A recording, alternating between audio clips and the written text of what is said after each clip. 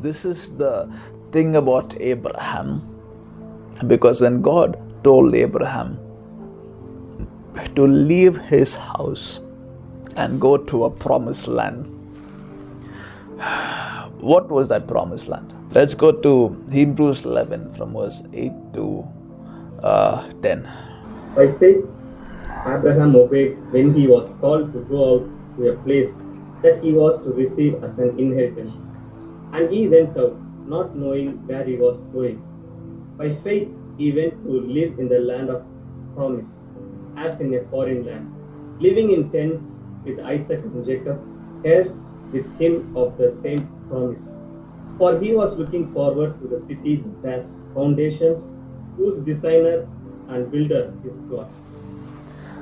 This is the thing that we must ask about Abraham, because every time he looks up to see the stars, is he remembering the covenant that God made to him, saying, your descendants shall be like the stars? Or is he looking upward to see a city that has foundations, whose builder and designer is God? And he is so comfortable to leave his entire household, to leave his entire country, to leave everything that he knows, simply because his spiritual eyes has seen something greater than his natural eyes. Is the reason why Abraham was trusted with so much wealth, because he knew where his home was. Is the reason why God trusted Abraham with so much of wealth was because his pursuit was not for the promise of getting a son. His pursuit was, even in his pilgrimage, to look for a city that God had built. And we have to ask ourselves, is the reason why God is not trusting us with wealth because our pursuit of God has changed? Our vision for God has changed. Where we would have started off in our youth with such fervor, with such fire, where we will say we belong to God, we are vessels set apart for God, I belong to Jesus. Where we can say, your presence is all we need, Lord, and I don't have to think twice for anything. And suddenly, while we grow up in maturity of the world, we think we need to start building. We need to start building wealth. We need to start getting prepared for life. We need to start being responsible, like the world says. Building wealth for yourself is not the problem. Getting real estate for yourself is not the problem. But when was the last time you worshiped Jesus? When was the last time you had tears by his face? When was the last time where sacrifice is not a problem? When was the last time you could not help yourself but love him? When was the last time you even said, I love you, Jesus? Because the Lord entrusts those who have vision beyond today. The Lord entrusts those who have vision beyond themselves, whose identity does not belong in building for themselves. Their identity is the Lord, and the Lord builds their house. It's a very big difference when the Lord builds for you. Abraham sought a city with foundations whose designer and builder was God. No wonder he has a blessing saying, Abraham, possessor of heaven and earth. Because the promise that he receives is associated with the vision that he beholds consistently.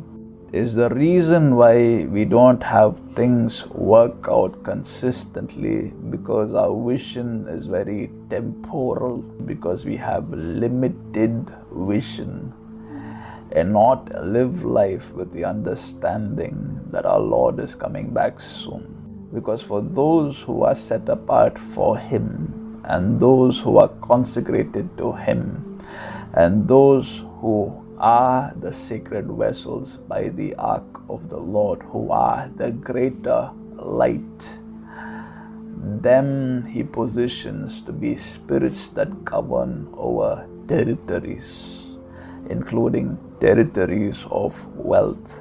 But these are those whose loyalty to Jesus is never severed. They do not have to toil for bread, because toiling itself was a curse spoken to Adam. And the formula has always been the same. It has always been: seek first His kingdom, His righteousness, and all these things shall be added to you. It is not to seek for the things to be added, then His righteousness, then His kingdom shall be done. No.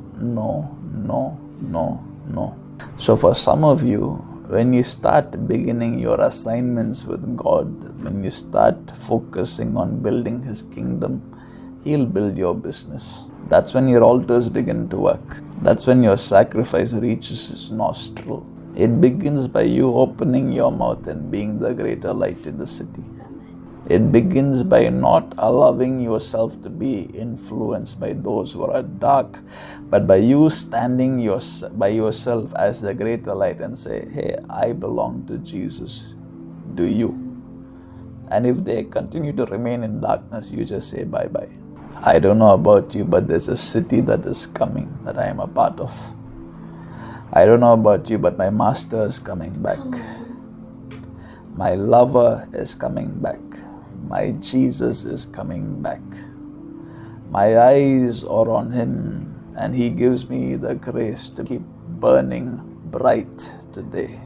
Because for Abraham, his loyalty has always been his sight at Jesus, to the point that when God tells him to offer Isaac, did you see hesitancy? When the Lord tells you to build such an altar, to build such a sacrifice, there's no hesitancy, just ready to go up. Many people think it's radical faith. Many people think it's because He's the father of faith and He would have sacrificed anyhow. That's not the reason. It is because Abraham saw the cross.